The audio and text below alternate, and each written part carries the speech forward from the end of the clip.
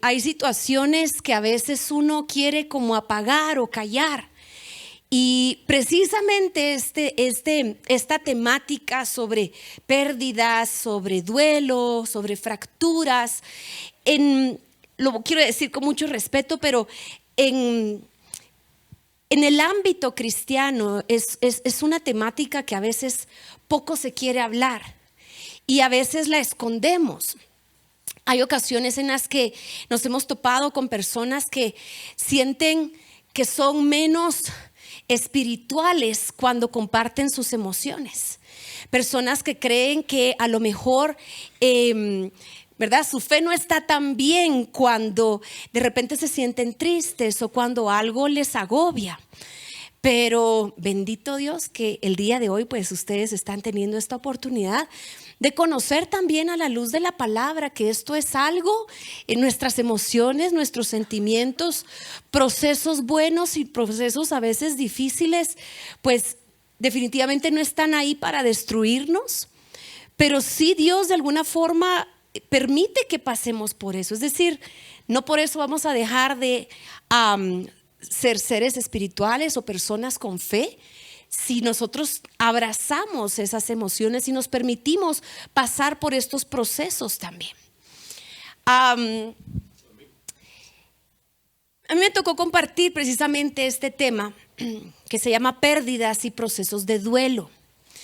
Y voy a llevarle aquí con algunas diapositivas y quiero decirles que cómo es el Señor de estructurado en sus tiempos, porque tal vez hace como unos 6 meses me estuvo inquietando mucho el Señor precisamente en esto que yo les hablaba hace un momentito. Cómo es que hay líderes, hay pastores, hay ministros, hay personas que tienen una larga trayectoria con el Señor en su vida, pero aún así son personas que no han reparado o no han permitido de alguna forma sanar ciertos aspectos en su corazón. A veces como cristianos podríamos nosotros pensar y considerar que aquellos que son tiernos en el Señor son quienes tienen que ser libertados, tienen que ser sanados, ¿verdad? Y a veces pensamos que ya cuando llevamos una trayectoria con el Señor, no, eso ya no, eso tal vez ya pasó a otro nivel, porque Él ya me sanó una vez, Él ya me libertó una vez. Pero tenemos que comprender que nuestra vida, aunque nosotros sabemos, ¿verdad?, que la vida del justo es como la luz de la aurora que va en aumento y aumento y aumento hasta que el día es perfecto. Ese caminar y esa senda de justicia de la que habla la palabra de Dios no es una senda totalmente o que siempre vaya en ascenso, que siempre vaya como en una línea recta, sino que nuestro caminar, aunque sabemos hacia dónde vamos, sabemos a quién estamos siguiendo, sabemos cuál es nuestra meta en la vida, vamos a toparnos en ocasiones con agujeros, con momentos de flaqueza, con momentos en los que tenemos que pedir auxilio. No somos supermanes, no somos mujeres maravillas. Seguimos siendo hombres y mujeres totalmente dependientes de la asistencia divina del Padre, de su intervención en nuestra vida. Y ya cuando salimos de un agujero, bendito Dios, pero a lo mejor más adelante va a haber otro, ¿verdad? Donde sentimos que resbalamos, donde sentimos que flaqueamos. Pero así es ese caminar.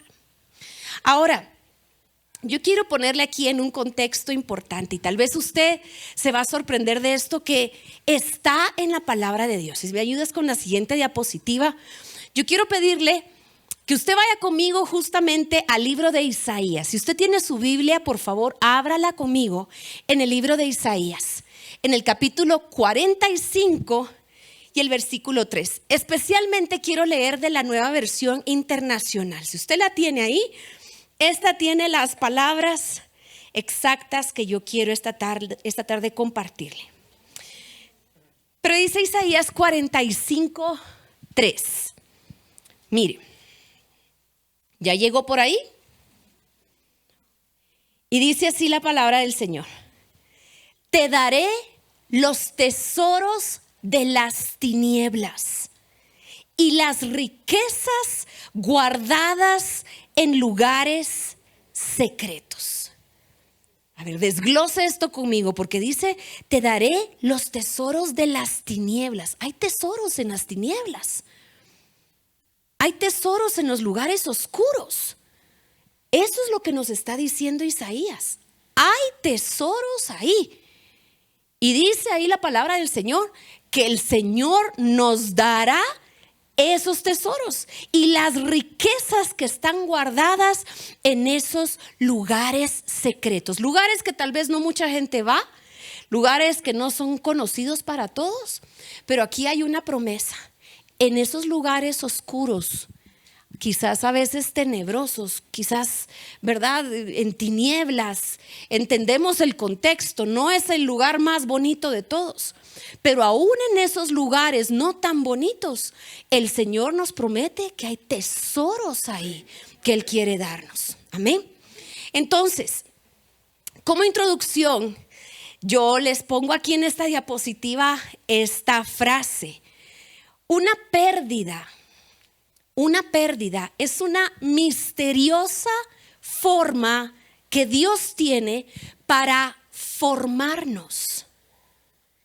Y no solo para formarnos, sino que nos forma por medio de esos tesoros que encontramos en las tinieblas y las riquezas guardadas en lugares secretos.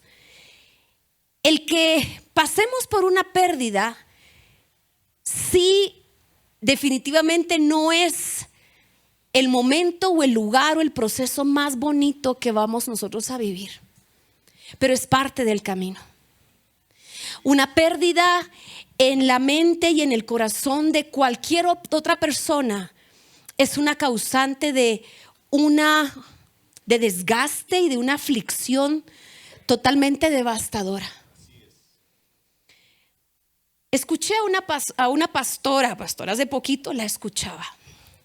Y ella decía algo y me dejó meditando. Porque ella decía, ¿saben ustedes que la vida cristiana es muy difícil? Y yo dije, sí, pero que prueben sin Cristo y me van a contar si eso no es más difícil, dije yo.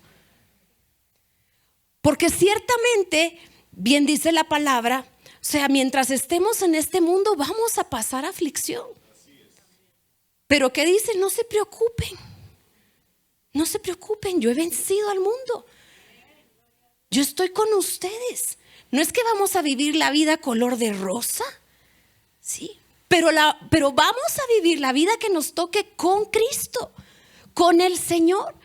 Y eso para nosotros debe ser más que suficiente. Decir, Señor, bendito Dios que te tengo en estos momentos.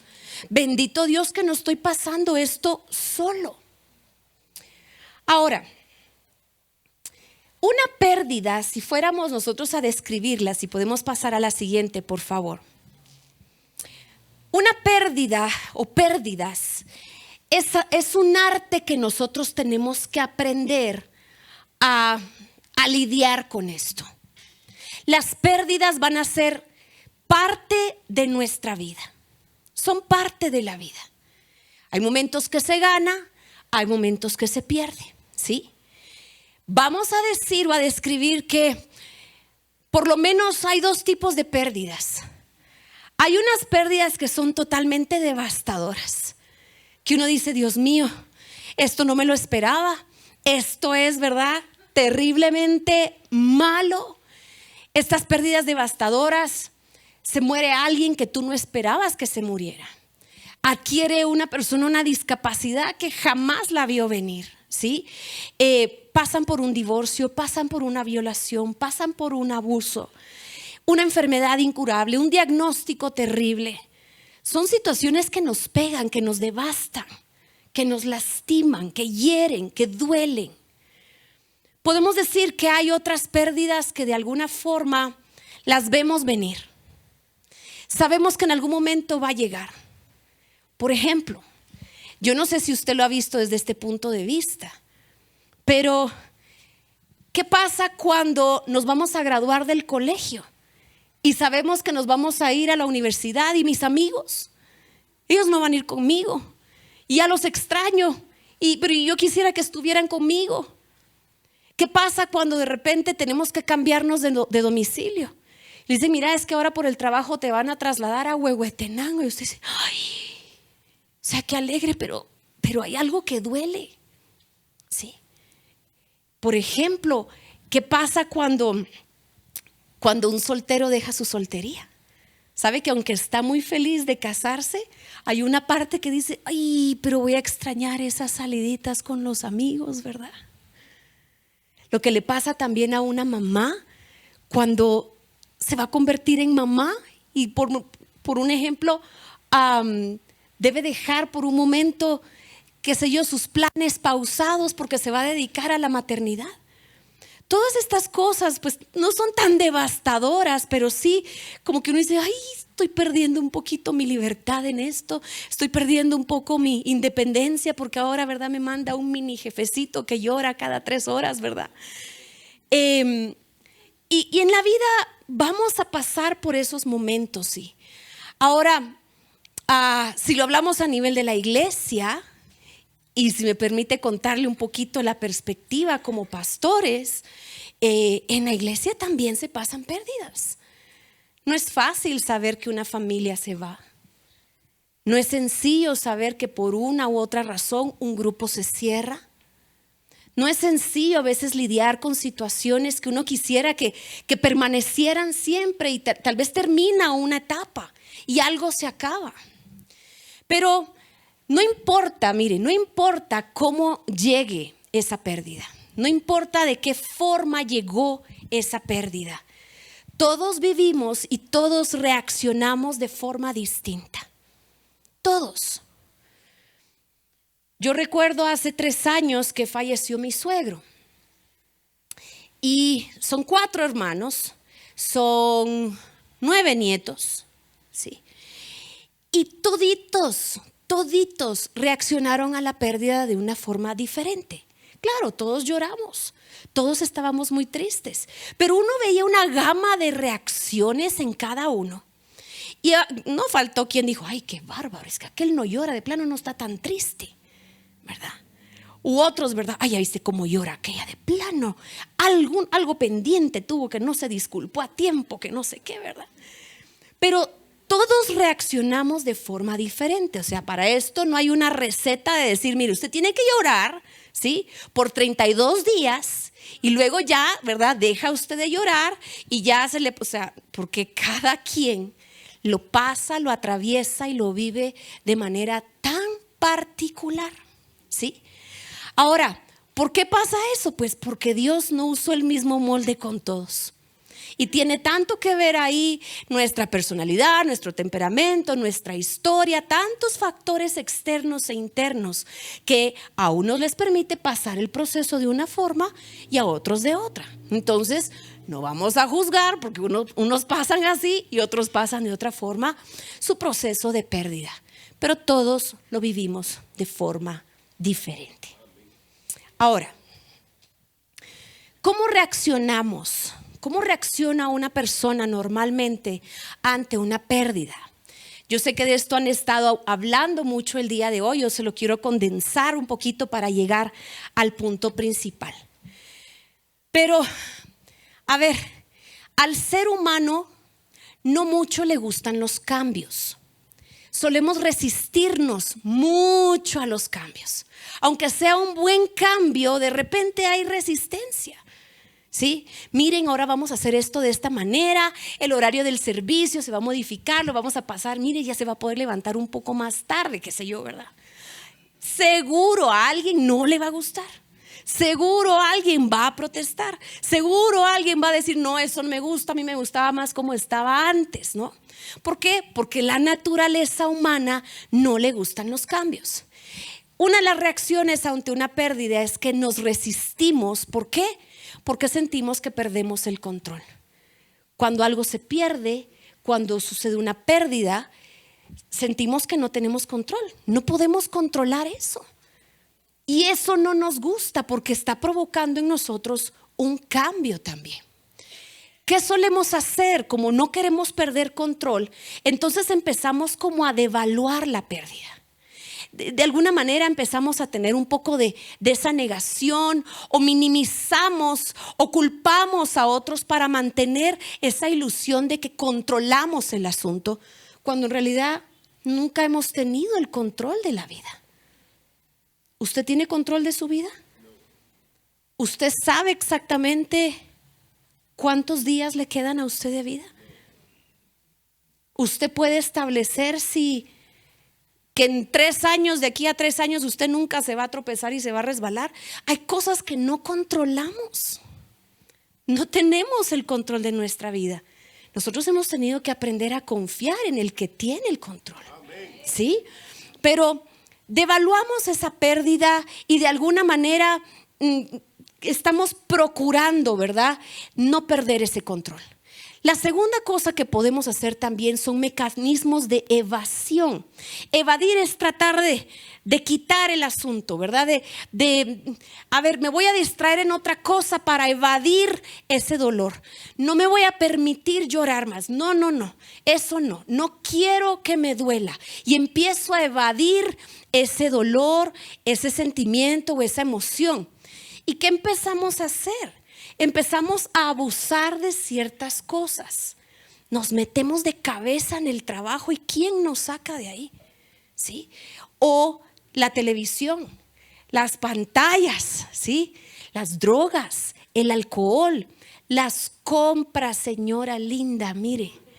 La comida, ¿sí? Aventuras sexuales o incluso el servicio en la iglesia.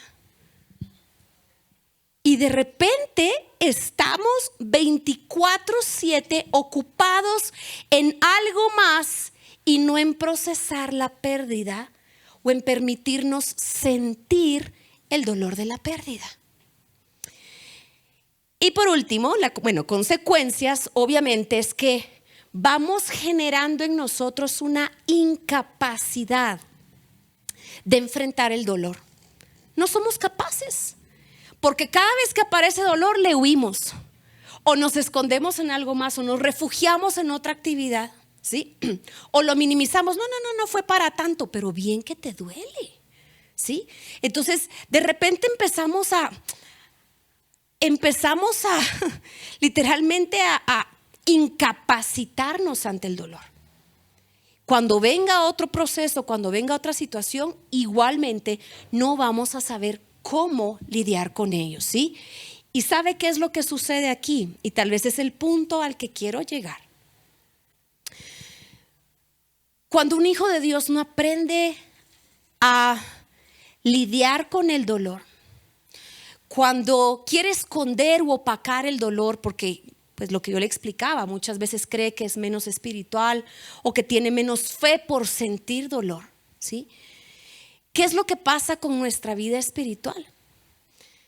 Resulta que empezamos a desarrollar una espiritualidad o una vida espiritual poco profunda. Poco profunda. De alguna forma le podemos llamar a esto también una vida cristiana un tanto inmadura.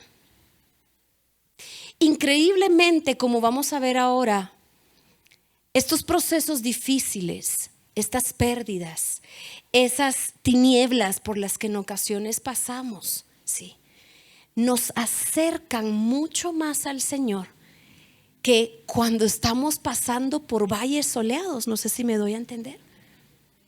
Pero nuestra espiritualidad se profundiza, nuestra cercanía con Dios es más cercana cuando estamos en esos valles de sombra de muerte. Cuando está soleado, imagínense esta imagen. Cuando el sol está muy lindo, ¿sí?, y usted tiene niños chiquitos, los niños se atreven a soltarte la mano, ¿verdad, Shafi? Irse por ahí y correr. Pero cuando está oscuro, mami, vení, y te agarran.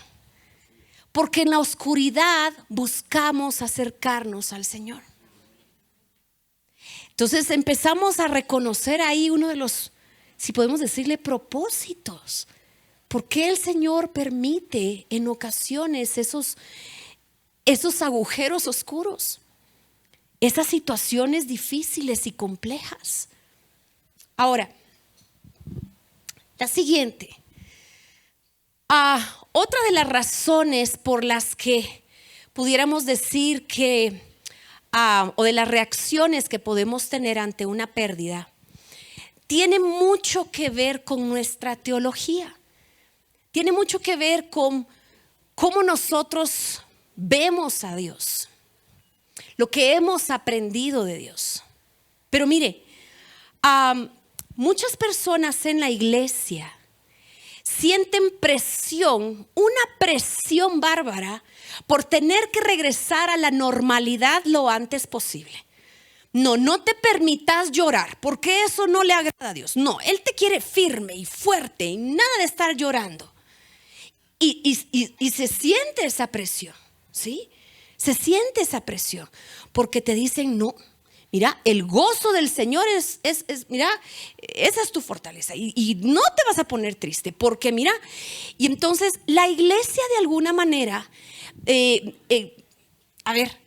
nos motivamos a salir rapidito de ahí, nos presionamos a salir muy rápidamente de aquí, ¿sí? Tratamos de cerrar heridas sin considerar que pueden haber asuntos ahí sin resolver todavía. El ejemplo de una infección, por ejemplo. Se raspó, ¿verdad? Ay, póngale ya la curita, que ella se levante y camine. Pero, y le lavó la herida. La dejó que se ventile un poquito. Mire, la revisó otra vez. Fue de nuevo a revisión médica para que vieran cómo estaba todo. No, ya tiene la curita puesta, que se levante y que sirva. ¿Sí? Pero ojo, al cubrir las pérdidas, al querer sacar demasiado pronto, al no permitir que el proceso de la pérdida pues tome su rumbo y pase el proceso, estamos impidiendo ser discipulados por Dios. ¿Por qué? Porque acuérdese, en las tinieblas también hay cosas que Dios quiere darnos. En esos momentos de flaqueza, ¿qué es lo que dice la palabra? Me gozo en mis debilidades. ¿Por qué?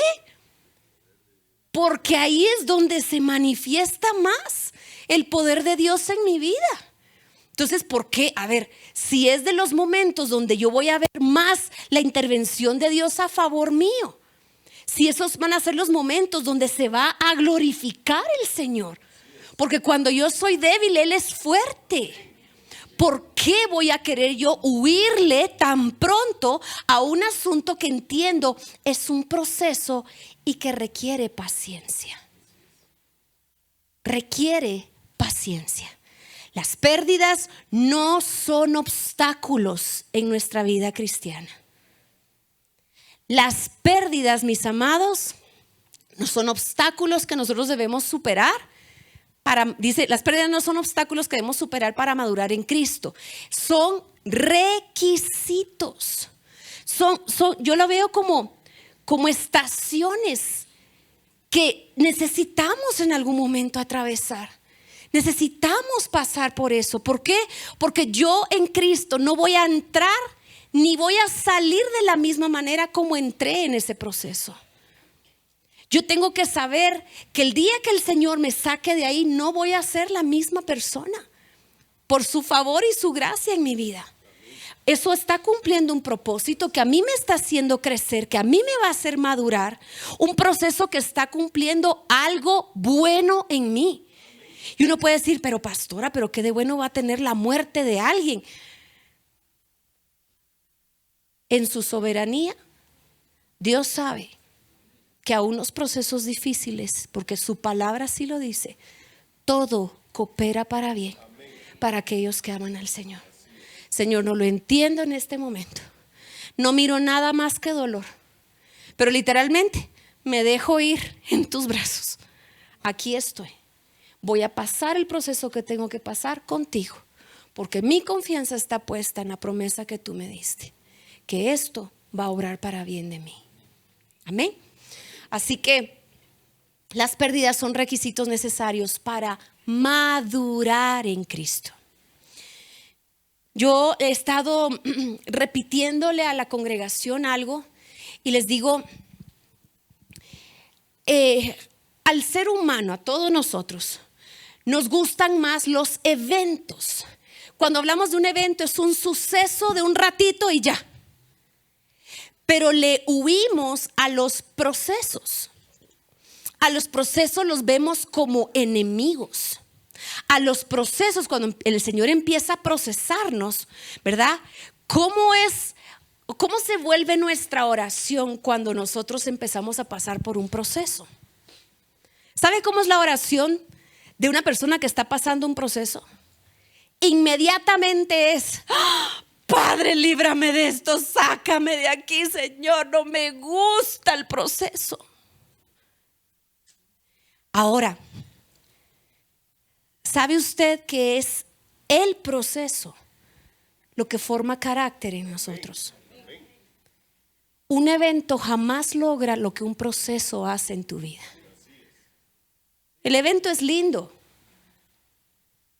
No hay mucho compromiso o responsabilidad en el evento, pero un proceso lleva su tiempo.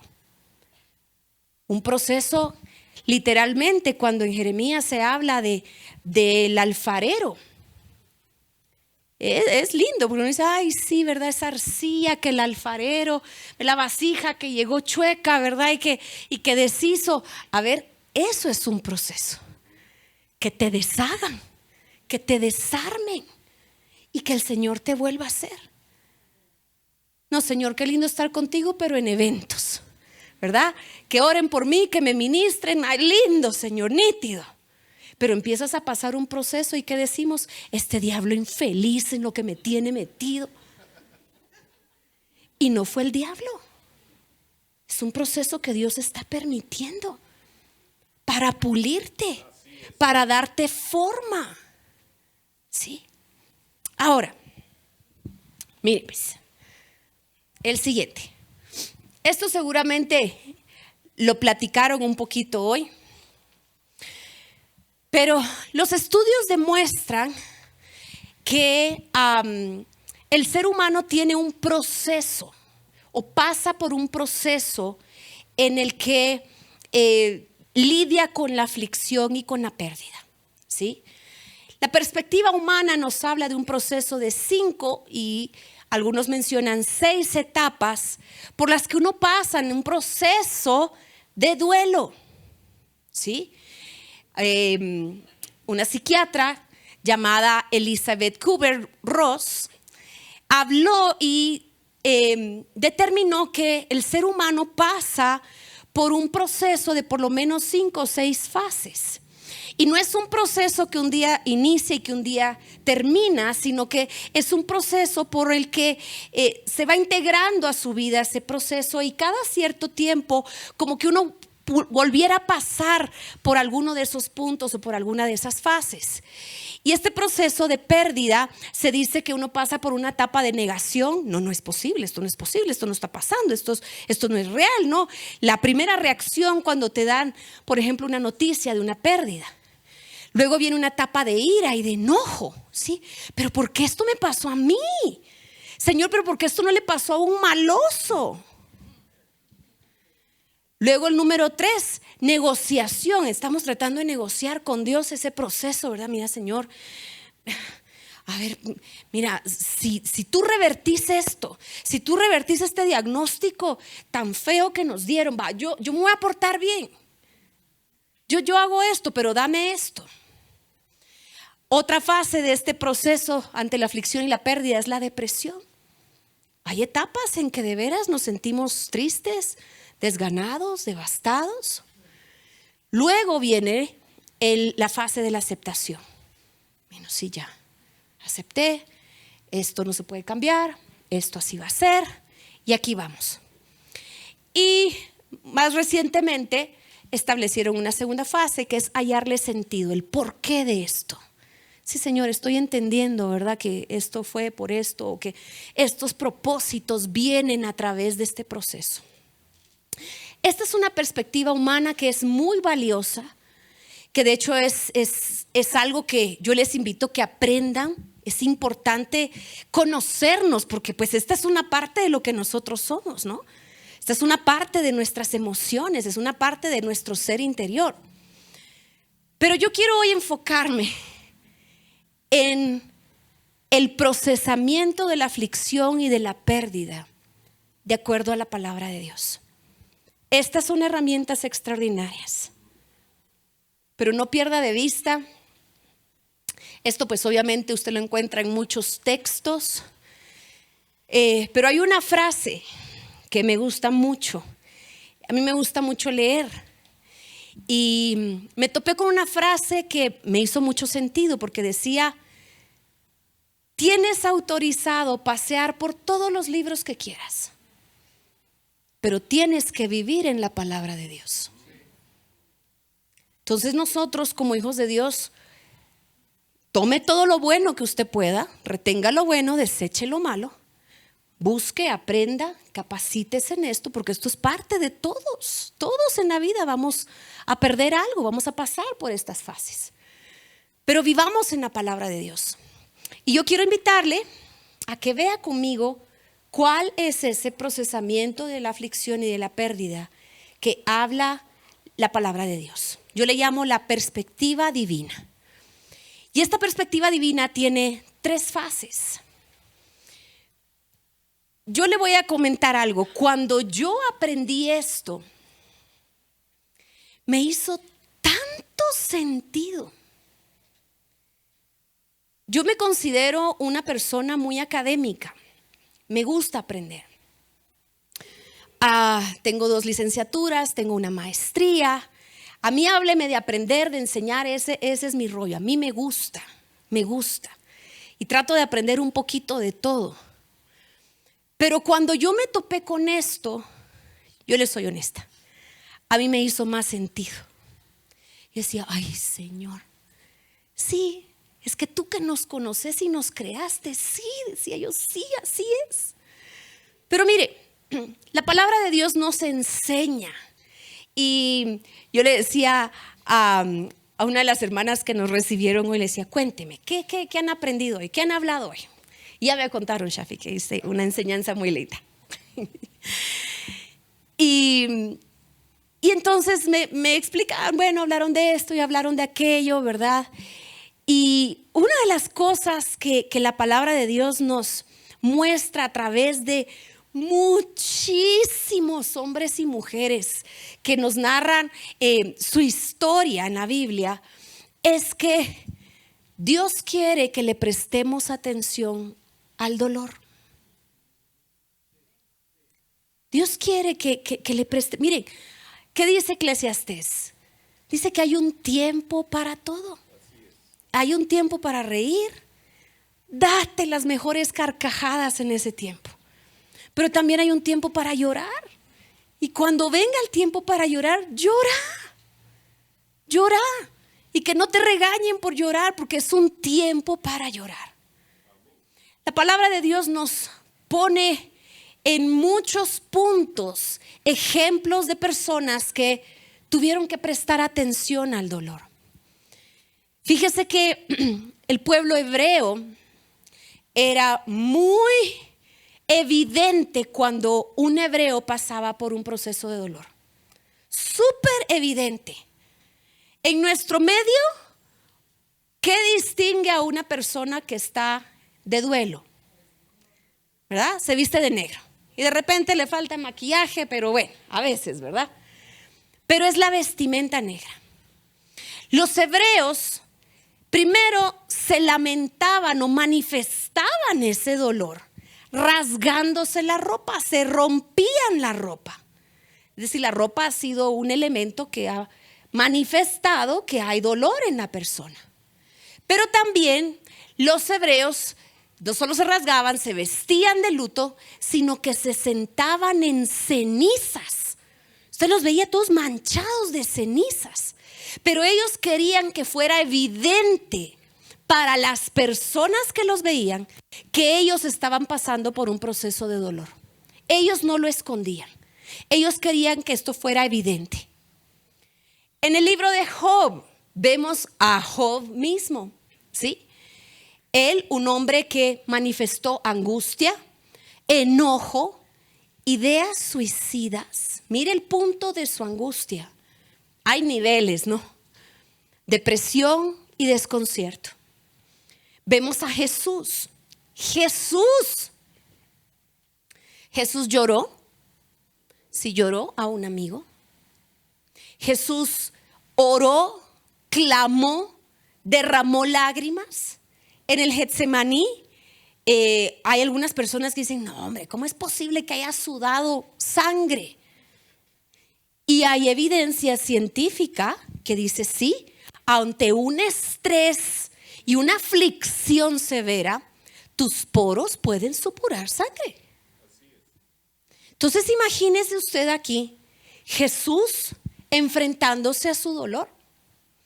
Y luego vemos a David.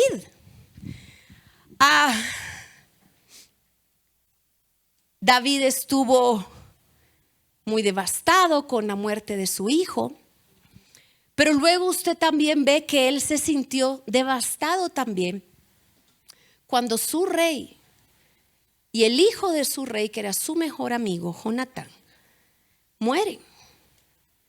Y de hecho, ¿sabe usted que a David se le atribuye la escritura del libro de Salmos? Muchos de los salmos. Pero ¿sabe usted que más o menos entre la mitad y 2/3 de los salmos, de los 150 salmos, son lamentaciones de David? David dando y exponiendo su corazón afligido, su dolor. Si usted se va más allá, ve a Jeremías. A Jeremías se le llamaba el profeta llorón. ¿Por qué? Porque resulta que escribe todo un libro llamado Lamentaciones, llenos de puras lamentaciones. ¿Sí? Entonces estos personajes no estaban escondiendo su dolor. Quedó escrito por la eternidad en la Biblia que ellos estaban pasando por dolor, que se permitieron pasar esa etapa de dolor. ¿Sí? Mire esto, a mí me impresionó mucho esto. El ser humano, no sé si es una presión social, no sé si es cultural, a lo mejor sí es un poquito de todo esto. Pero el ser humano cuando siente dolor lo que quiere hacer es esconderlo. Es que no quiero, me cortó el novio, no quiero que nadie me mire, no quiero que me miren llorar. Nos da vergüenza que nos vean llorar. Escondemos ese dolor. ¿Y sabe qué figura es esta? Como que tratamos de sepultar vivo al dolor. ¿Usted se imagina qué terrible sepultar a alguien vivo? Está vivo, pero bajo tierra.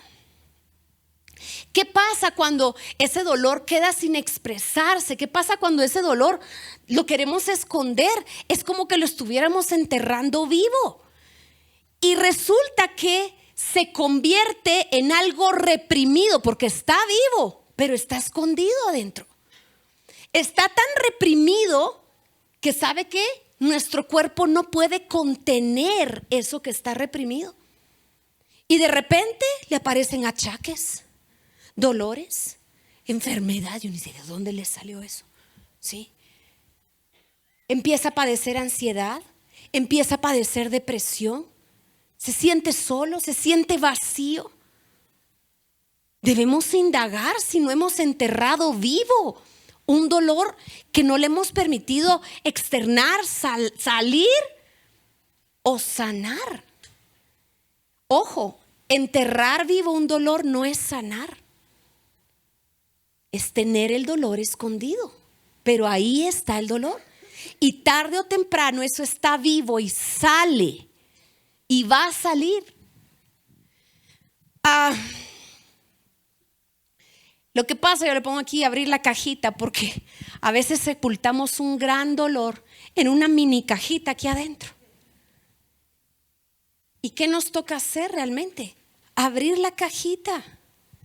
Permítase sentir ese dolor. Si usted tiene que llorar, hágalo. Si de repente hay enojo, mire, sáquelo con la almohada, pero sáquelo. Hay emociones y hay sentimientos que si están encerrados nos enferman. ¿Cuántas enfermedades se originan de emociones reprimidas? Mire, tenemos que escuchar a nuestro cuerpo. Hay personas que van al médico por 1, 2, 50, 183 síntomas y no le diagnostican nada exacto. Pero van a un retiro, van a un encuentro, se ora por ellos, reciben sanidad en su alma, lloran lo que no habían llorado, lo rinden al Señor y sana colita de rana y ya no dolió nada. ¿Por qué? Porque son síntomas que aparecen o fluyen literalmente apegados a emociones que hemos tenido escondidas o reprimidas, ¿sí? Mire, esta es una tarea que tengo que dejarle. Esto es un ejercicio que nosotros deberíamos acostumbrarnos a hacer cada cierto tiempo. Porque mire, no estamos exentos de ser lastimados. No estamos exentos de situaciones que nos duelan. Y nosotros tenemos que, procurar apresurar el paso para ir sanando estas cuestiones. Ir de alguna manera, ¿verdad? Al menos prestando atención al dolor, reconociendo qué es eso que te duele. Yo no sé si usted ha hecho esto antes, pero yo me he acostumbrado a hacerlo. Y me he llevado sorpresas de lo que yo misma me entero que vive dentro de mí. Pero a veces, yo no sé si usted de repente siente como una angustia por ahí.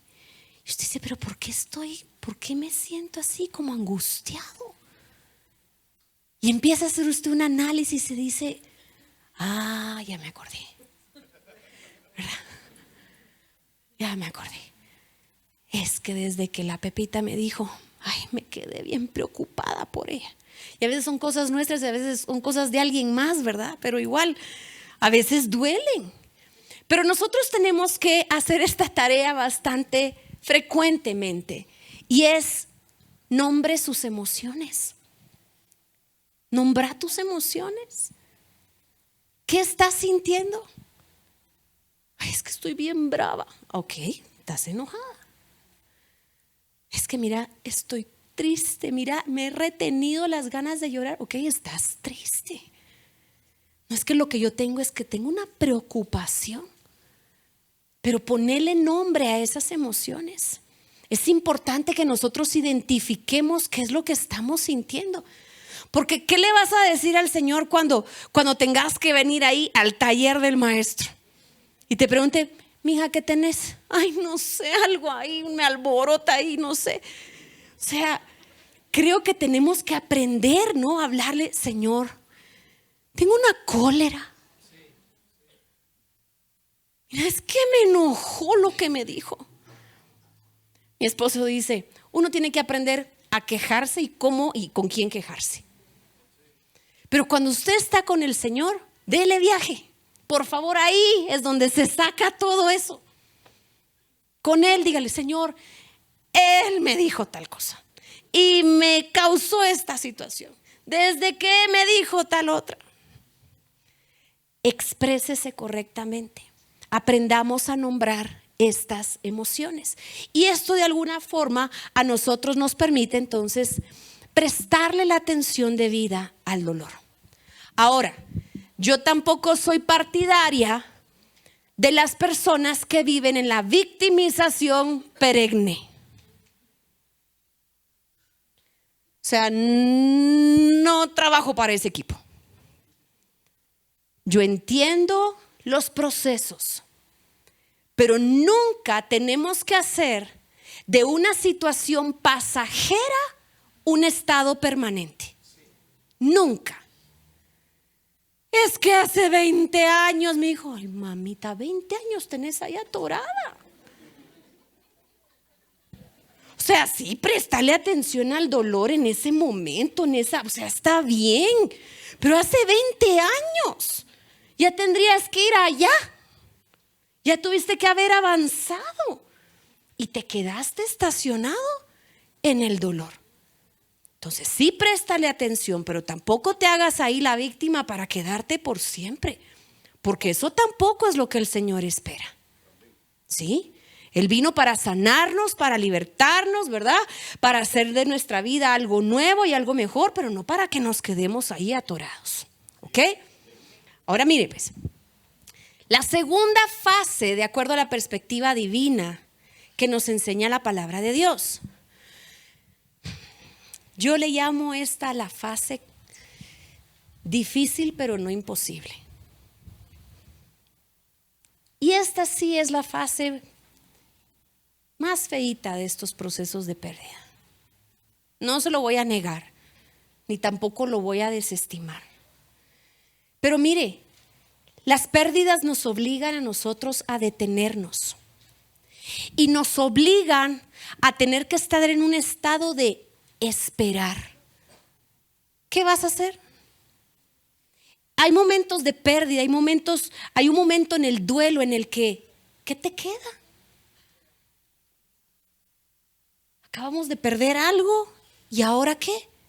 ¿Hacia dónde vamos? ¿Hacia quién corremos? Es como sentir que estás literalmente en el agujero. Nos obligan a detenernos, nos obligan a esperar e incluso a cambiar nuestros planes. Mire, vivimos en una cultura y en una sociedad que todo lo quiere para ayer, ¿cierto? Todo. Señoras que estamos aquí, hasta el almuerzo lo queremos para allá, ¿verdad? Y uno dice, ay, no, mejor voy a comprar ya la verdura cortada para no tener que estar pelándola, para no tener que estar haciendo. O sea, estamos viendo cómo nos facilitamos el asunto para que los tiempos de proceso se acorten. Y esa es nuestra cultura. Años atrás, cuando yo era chiquita y teníamos que llamar a alguien, íbamos a una oficina llamada Guatel. Llegábamos con la señorita que estaba y le decía, mire, quiero llamar a este número. Y te llamaban y te decían, ya está su llamada en la cabina número 4. Y usted se iba a la cabina número 4 y ahí le pasaban, ¿verdad? Ya vi los que sí son de mi edad y los que no saben ni de qué estoy hablando, ¿verdad? Pero uno iba a la cabina 4, entonces ahí hablabas, ¿verdad? ¿Qué tal? ¿Cómo está el asunto? Hoy día, usted saca su celular. Marca, ya no tiene que esperar, ya no tiene que dar el papelito con el número, ya no tiene que ir a Guatel, ya no tiene que esperar la cabina, usted marca. Todo se ha de alguna forma automatizado, todos los procesos se han acortado y queremos que el proceso del duelo también sea rapidito. Decimos, va Señor, está bueno, pero ya, quítame el dolor, ya, salgamos de esto. El asunto es que ¿sabe usted que Dios tiene una cualidad? Y una de las cualidades de Dios, del carácter de Dios, es que Él es un Dios paciente. ¿Qué paciencia nos tiene el Señor? Todo es a su tiempo.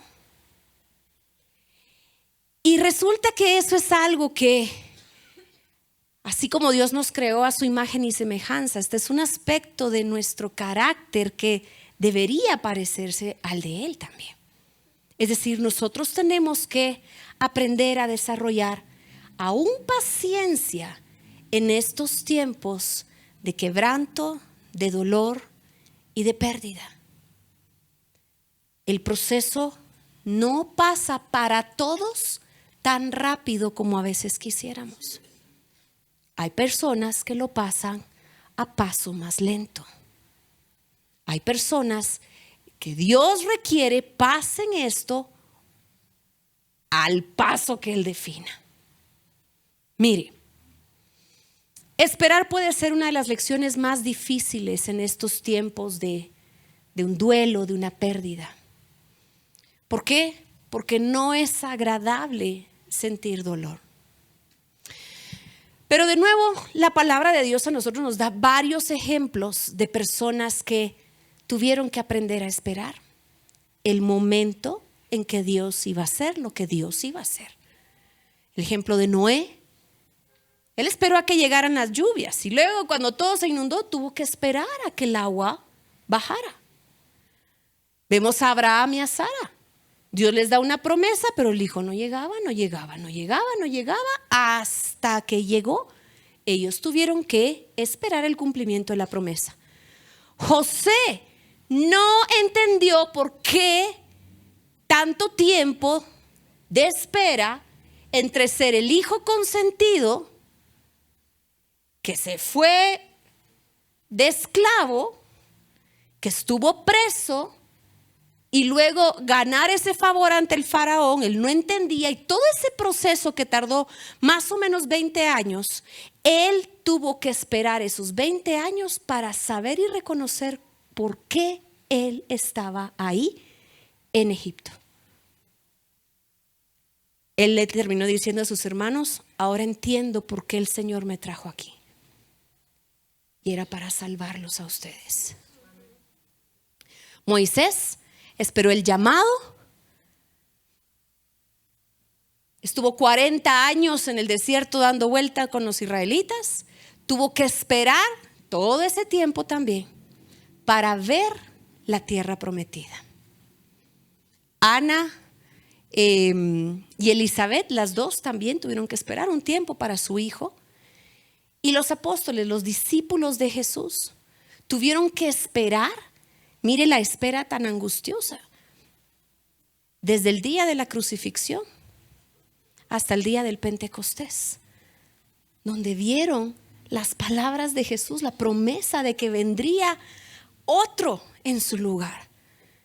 Pero todos estos personajes y muchos otros tuvieron que abrazar la espera. Espera. Espera. Uno de mis versículos favoritos es donde dice: espera y conoce que yo soy Dios. Espera, no te muevas, tranquilo, y verás que yo soy Dios. La espera, hay una riqueza hermosa en esperar.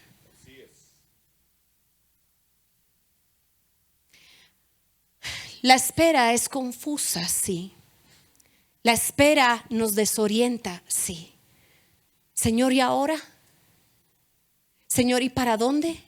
Señor, ¿y cómo lo hacemos? Señor, si ya no está, entonces ¿quién? Lo difícil de la espera son los pensamientos que vienen recurrentemente a nuestra mente. En esa espera no estamos seguros de dónde está Dios. Señor, ¿dónde estás? ¿Por qué permitiste esto? Señor, ¿dónde estás? Es que no te siento. Lo que siento es dolor. ¿Sí? No estamos seguros qué está haciendo Dios. Ni siquiera sabemos cuándo va a terminar Dios de hacer lo que está haciendo. Esta temporada es la que llamamos la noche oscura. La noche oscura. Y mire, no es un simple sufrimiento. La noche oscura es una crisis de desolación espiritual. Es que sentimos que no está. Dudamos de que exista. Es un tiempo crítico, podríamos nosotros decir. ¿Sí? En ese punto, es que mire, encima, ¿verdad? No solo estamos en nuestro punto tal vez más débil, sino bien que sabe también el enemigo las tentaciones que puede poner delante de nosotros. Pero las tentaciones en esa etapa son grandes. Tentaciones como querer huir, querer renunciar a la fe o caer en desesperación. No, es que yo creo, ¿verdad?, que yo no voy a soportar este dolor. A mí me han dicho, ¿no?, que con unos tragos ya, por lo menos, ¿verdad?, olvido momentáneamente. Sin embargo, mis amados, vean, estos tiempos confusos, algo maravilloso que ocurre ahí es que nos despoja de nuestro falso yo.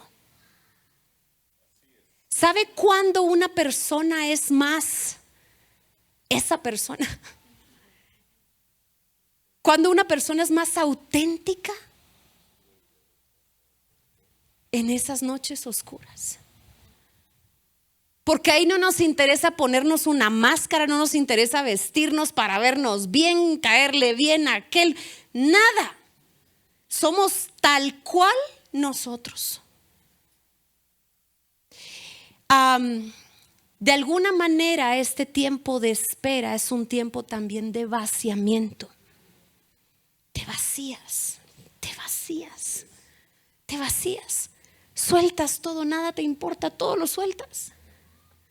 Pero es un tiempo de vaciamiento. Cuando algo está llenando tus manos, cuando tienes tus manos ocupadas con algo, es imposible que se coloque algo más en ellas. ¿Dónde si las tenés ocupadas? Algo tiene que salir de tus manos para que algo pueda ser depositado en ellas otra vez. Y en esta etapa de espera, que es la etapa de vaciamiento, literalmente Dios está quitando y arrancando y literalmente está desnudando,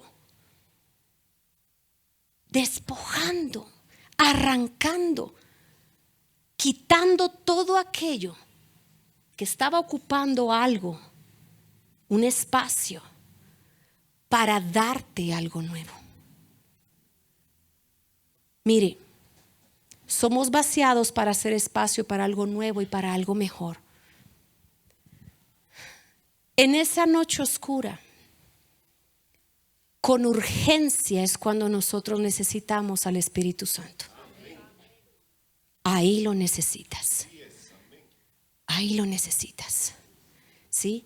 Quizás tus oraciones en esas noches oscuras, como en mis noches oscuras, fueron: Señor, ya no aguanto. Señor, yo no puedo más con esto. Te pasaste. No, duele demasiado. Pero miren, hay una ministro en la iglesia anglicana que dijo esto. Yo se lo puse ahí porque dije: ay, Señor, esto está hermoso. Pero mire la frase que dijo Barbara Brown Taylor, se llama ella. Y dice: he aprendido cosas en la oscuridad que nunca hubiera podido aprender en la luz. Cosas que me han salvado la vida una y otra vez. Y ella decía: necesito la oscuridad tanto como la luz. Y decía: ala, Señor. Yo no sé si esta es su historia, pero déjeme contarle un poquitito de mi historia. Y creo que va a ser muy semejante a la suya. ¿Cuándo han sido los momentos y los tiempos en los que tu fe ha crecido más? ¿Cuándo han sido esas etapas en tu vida en la que tú dices: esa etapa me permitió pegar un salto a otro nivel? Yo no fui la misma persona sino hasta que eso pasó. Y eso me lanzó a otro nivel. De las cosas que yo recuerdo, que de esas oscuridades que me enseñaron cosas que no pude haber aprendido en la luz, esas oscuridades que me han salvado la vida una y otra vez. Yo puedo decirles que tal vez mi primera oscuridad fue cuando mis papás se separaron. Yo era muy chiquitita. Yo pasé prácticamente viendo a mi papá los días sábados, solo los sábados. Yo la pasaba tan bien con mi papito, pero me hacía muchísima falta. Y esa época de separación fue justo el tiempo en el que el Señor llegó a la vida de mi mamá. Y gracias a eso, mi mamá pudo compartir conmigo su fe. Y yo recuerdo que esas semillitas de la palabra de Dios fueron sembradas en mi vida cuando yo tenía 3 años de edad. Fue difícil, yo me acuerdo. Otra de mis noches oscuras fue un desamor terrible por el que yo pasé. Pero así yo, bueno, una historia así medio de ultratumba, ¿verdad? Fea. Pero a mí eso me permitió reconciliarme con el Señor. Y hay veces que digo, no sé si agradecer por ese desamor o qué onda, pero no he logrado descifrar cómo agradecer ese salto que dio mi vida ahí, ¿verdad? Vivimos un tiempo de persecución muy fea, muy fea. Pero de nuevo en esas noches tan oscuras, de mucho miedo, también mi vida dio un salto. Y definitivamente épocas, temporadas de mucha confusión y de desorientación. Si puedes pasar a la siguiente, por favor. Sin duda alguna,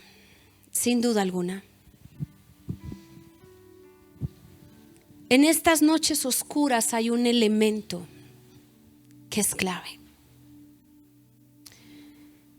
Aquí entra en juego algo que tenemos que decidir hacer, y es el perdón. Muchas noches oscuras van a requerir del perdón. Para perdonar realmente, para perdonar de verdad, debemos sentir el dolor de la pérdida. Y permitir que Dios nos guíe a través de esa noche oscura, a través de esa confusa aflicción. Mientras más honda es la herida, más largo va a ser el proceso del perdón.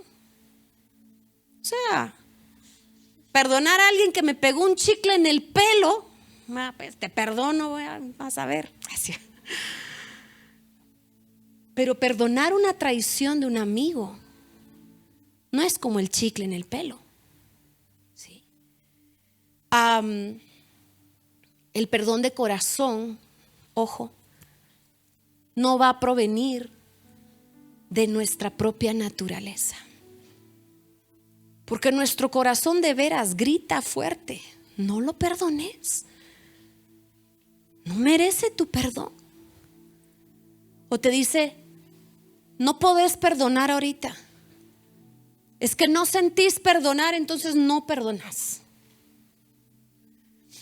Pero nosotros tenemos que reconocer algo: el perdón es un milagro de Dios. Es un milagro.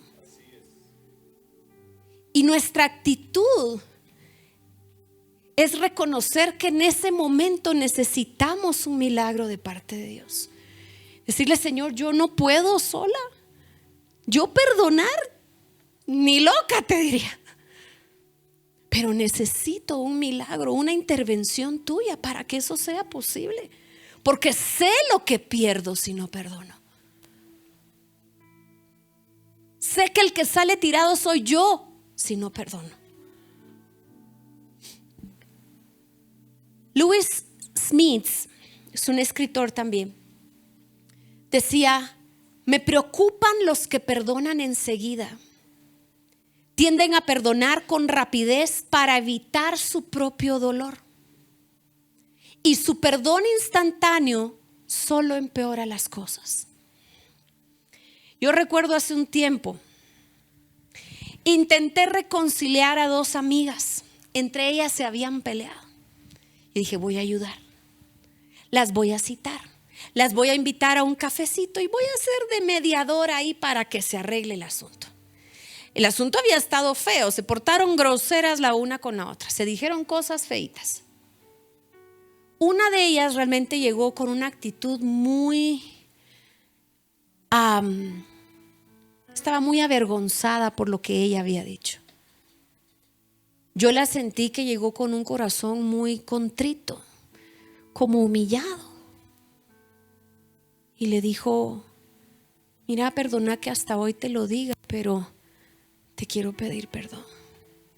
Mira, no dormí unas noches, de veras me sentí re mal, no me atreví a darte la cara.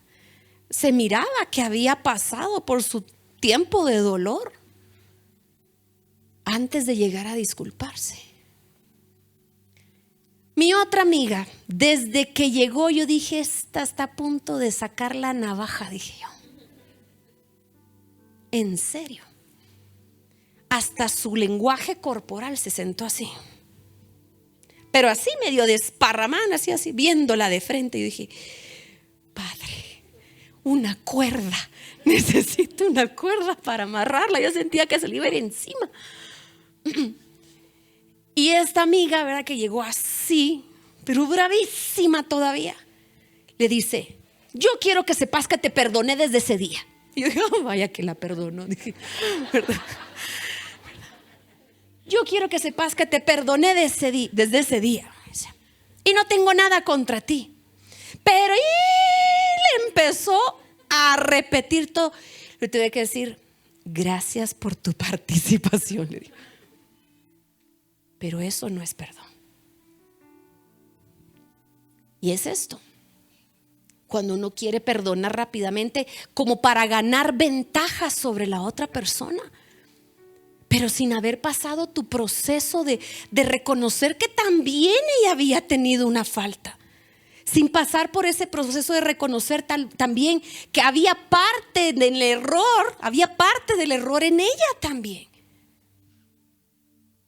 Ella no estaba dispuesta a dejar pasar la ofensa. Ella se la fue a restregar en la nariz ahí. Tengamos cuidado. El perdón es una travesía. El perdón también es un proceso. Por eso cuando aquel discípulo llegó con Jesús, se le dijo: mira, Jesús, ¿cuántas veces tengo que perdonarlo? ¿Cuántas decís? 7. No, papito, son 70 veces 7. Y si 70 veces 7 tenés que decir que lo perdonás, te toca. Porque es un proceso que no a la primera sana, no a la primera sentís que ya. Es una travesía, es un proceso. Cierto, yo decido perdonar, pero voy a tener que decidirlo hoy y mañana tempranito y en el almuerzo y mañana en la tardecita y a las 7 otra vez. Porque entiendo que es un proceso que tengo que vivir, de dolor, de soltar, de dejar pasar. Y voy a decirte algo: aún el perdón en estos tiempos de crisis, de noches oscuras, de pérdidas, de duelos, es algo que debemos extender al Señor también. Dice uno: pero ¿por qué la agarramos contra el Señor? Pero el perdón es un elemento necesario. Y mira, cuando has pasado entonces por esta travesía,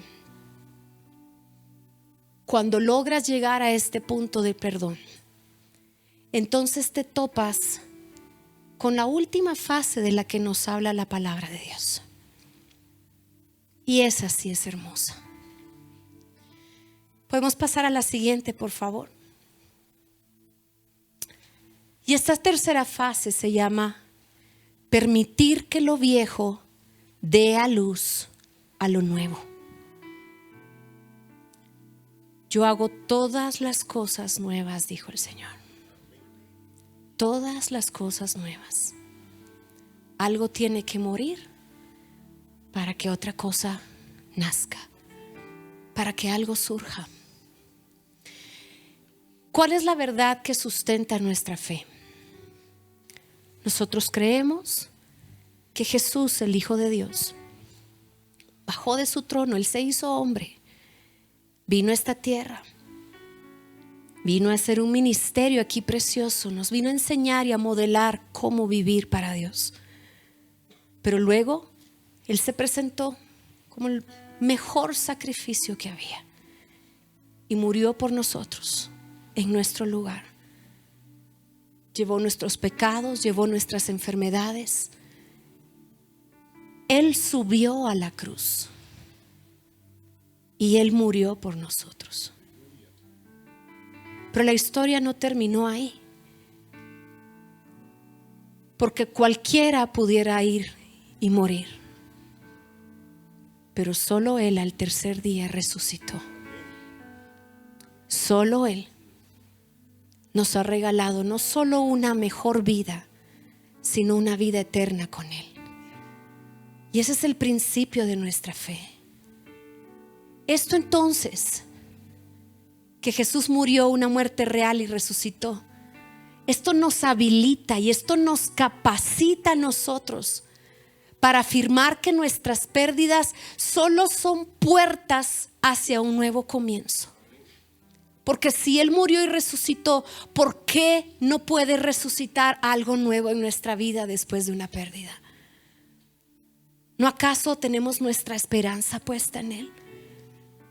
¿No acaso somos hijos suyos y herederos de sus bendiciones? ¿No es esa una bendición?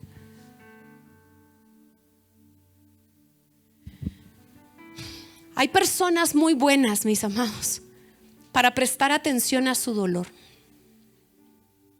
que es la fase 1, recuerda. Hay personas que son muy buenas también para esperar en Dios. Pero no todas las personas son buenas para soltar el pasado y avanzar hacia un futuro. Y yo me pongo a pensar, esta tercera fase depende mucho de nosotros. La primera y la segunda fase creo que es Dios llevándonos ahí de la mano y marcándonos los tiempos. Pero esta fase de soltar el pasado para avanzar al futuro es algo que depende de nosotros. Y para toda persona que decide seguir este trayecto de la mano de Dios, para toda persona que ha pasado una pérdida, un dolor, un quebrantamiento, una aflicción, que dice: Señor, esto sin ti es imposible. Yo necesito transicionar y pasar y atravesar ese valle de sombra y de muerte del que habla el Salmo 23. Tuvo que atravesar ese valle para entonces llegar, dice la palabra: no temeré mal alguno cuando pase por ahí, porque tú estarás conmigo. Y entonces tu vara, tu callado me infundirán aliento. Y entonces llegaré al lugar donde tú aderezas mesa delante de mí, en presencia de mis angustiadores. Y entonces llegaré al lugar donde tú unges mi cabeza con aceite y mi copa estará rebosando. Pero era necesario ese trayecto por el valle de la sombra y de la muerte con Dios. Por eso es que no temeremos mal alguno ahí. Si seguimos el camino marcado por Dios, mis amados, vamos a encontrarnos que todo aquello que parecía algo catastrófico es el fundamento, es solo el fundamento de un extraordinario nuevo comienzo. Y termino destacando esto. Cuando tú atraviesas ese valle de sombra, de muerte, y llegas a esta tercera fase, ahí es donde están los tesoros de los que habla Isaías. Aún en ese valle de sombra y de muerte, yo me imagino atravesando ese valle, vas caminando, tal vez desesperado y adolorido, y de repente, ay, mira, un tesoro. Y sigues caminando ahí y dices, ay, qué belleza, otro tesoro. Ahí. Pero mira los por lo menos 5 tesoros, le llamo aquí, de la resurrección. En esta resurrección podemos observar al menos 5 tesoros que las personas experimentan cuando pasan ese trayecto de la mano de Dios. Número 1, una nueva revelación de Dios para ti. ¿Sabes que Dios es experto en revelar diferentes facetas suyas en cada noche oscura? No conocemos todas de un solo. Porque va a haber una noche oscura en la que quizás tú lo vas a conocer como tu proveedor. Y tú caminando en ese valle de sombra de muerte sin un 5, con la pérdida de un trabajo, con la pérdida de un negocio. Y de repente, la revelación de Dios como tu proveedor. Nunca te faltó alimento. Nunca tus hijitos dejaron de vestirse. Siempre hubo un techo sobre tu cabeza. Y si hay otra noche oscura más adelante, te aseguro que hay otra revelación de Dios para ti. A lo mejor tu sanador. A lo mejor el gran guerrero que va delante tuyo peleando tus batallas. Segundo tesoro, gentileza y compasión. Yo te decía, tú no sales del valle de sombra de muerte ni de la noche oscura de la misma forma en la que entraste. No, Señor. El grado en que suframos nuestra pérdida está en una proporción directa a la compasión que nosotros vamos a poder ofrecerle a alguien más.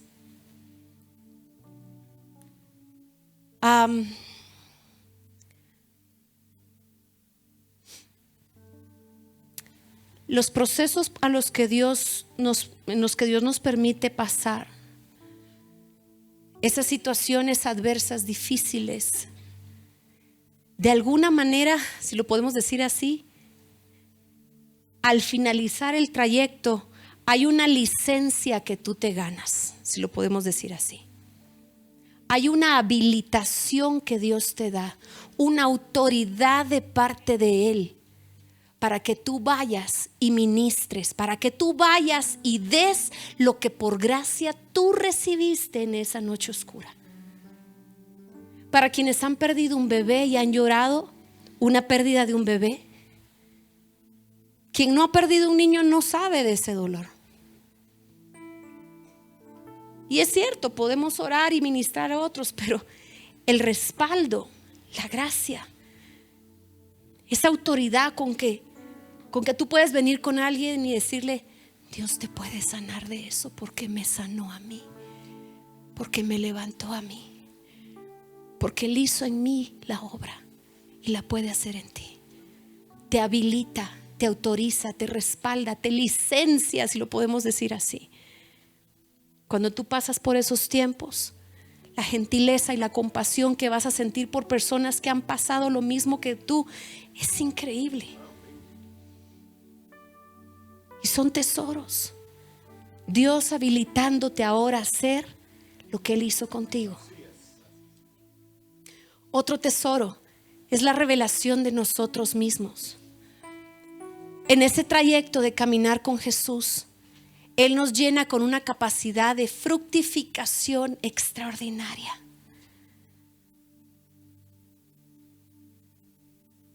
La palabra de Dios nos enseña que cuando la suegra de Pedro fue sanada, ella inmediatamente se levantó a servirle.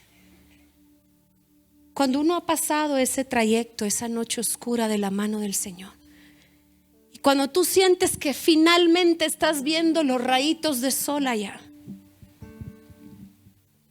tú sales de ese proceso con ganas de servirle al Señor.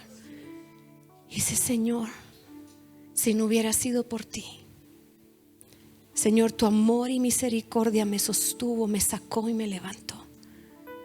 ¿Qué puedo hacer para ti, Señor? Por eso es que hay una revelación de nosotros mismos y nos volvemos aún más fructíferos en el reino de los cielos. Nuestro verdadero yo en Cristo es otro de los tesoros. ¿Por qué? Porque el dolor quitó esas máscaras, ¿recuerdan? El dolor quitó ese falso yo. Yo salgo de ese proceso siendo yo, no la otra yo. Salgo siendo yo genuinamente. No tengo por qué mostrar ahora algo que no soy. Me muestro tal como soy. Y lo último, el quinto tesoro de esa resurrección es que realmente salimos más vivos. Después de que pasaste todo este trayecto de noche oscura, tú aprendes a disfrutar más la vida. Tú aprendes a disfrutar más los detalles, la cotidianidad. Si un familiar tuyo se te ha enfermado gravemente, cuando esa persona sale del hospital, tú realmente quieres disfrutarlo al máximo, quieres de veras no perder tu momento con esa persona.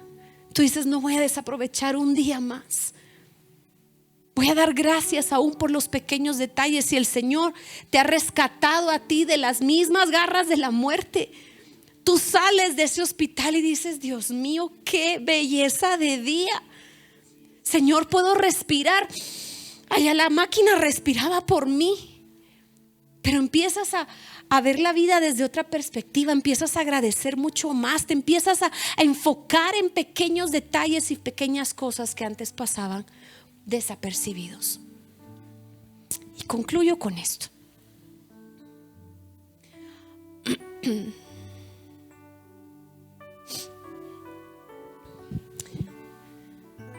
Sabes que en el libro de Juan 20, entre el capítulo 19 y el capítulo 28, narra exactamente cuando Jesús resucitó y se presenta ante sus discípulos.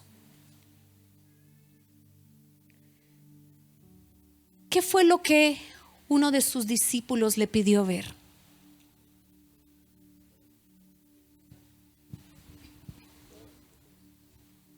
Quería ver, quería tocar sus heridas. Y Jesús lo hizo. Después de atravesar la pérdida, el duelo, la aflicción con Dios, no somos las mismas personas.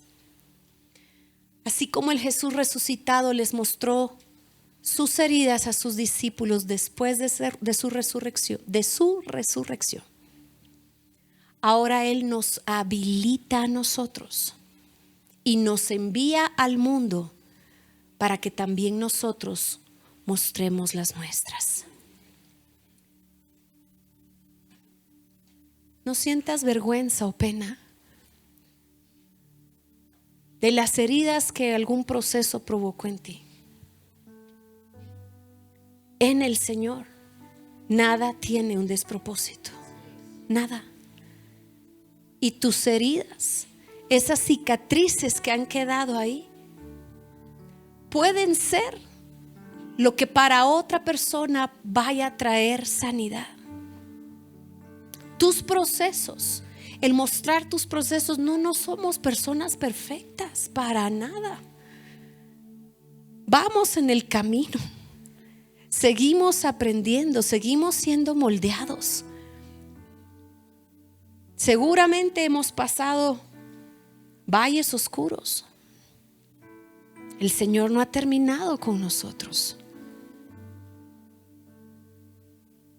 Pero no nos avergoncemos ni escondamos las cicatrices de las heridas que una vez tuvimos.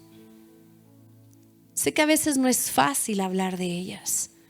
Sé que a veces no es sencillo contarle a otros, mira, yo pasé por esto, yo viví esto, pero bendito Dios, resucité con Él.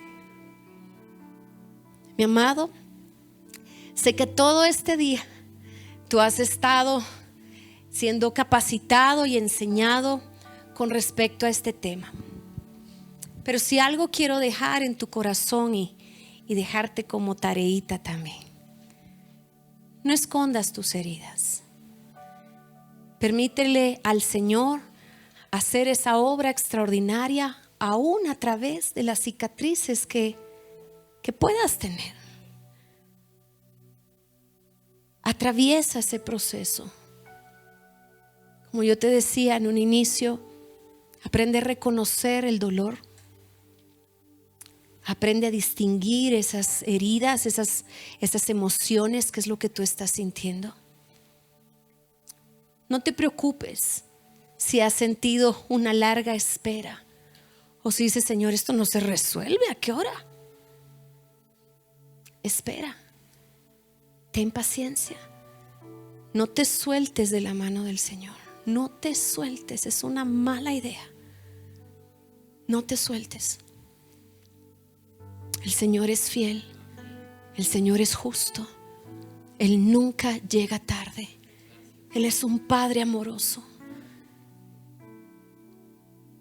Él está dispuesto a caminar contigo y sacarte de ahí y resucitar todo aquello que tú habías pensado que en ti había desfallecido. Tenemos un Dios de segundas oportunidades y Él quiere llevarte de esa noche oscura a ese día que resplandece. Puedes ponerte de pie en tu lugar, por favor, y tomarte un momentito más, solo un momentito más.